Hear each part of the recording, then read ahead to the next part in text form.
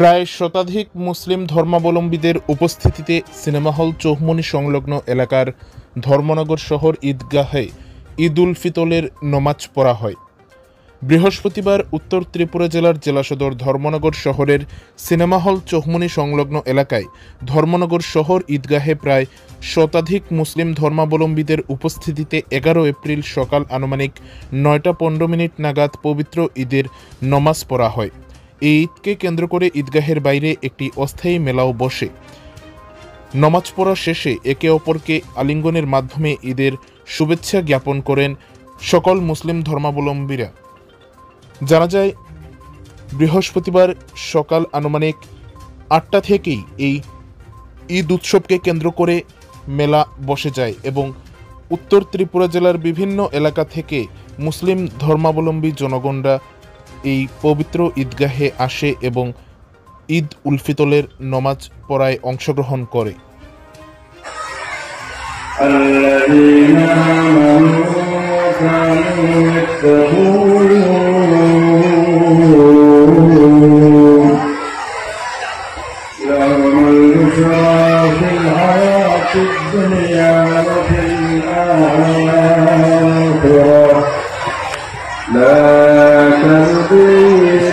لكلمات الله ذلك هو الفوز العظيم।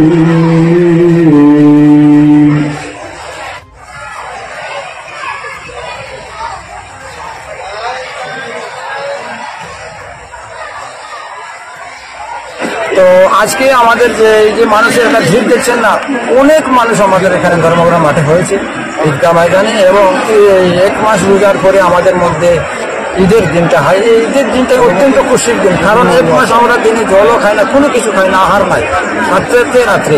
তো আজকে সবের মনে একটা আনন্দ, ঈদের আনন্দ। এখানে কিন্তু একটা কথা আছে, এই ঈদটাতে আমরা গরিবের মুখে কিছু তুলে চিত্রা আছে একটা। চিত্রাটা হচ্ছে 70 টাকা করে বলেছে প্রত্যেক মুসলিম মানুষরা গরিবকে দেওয়ার জন্য।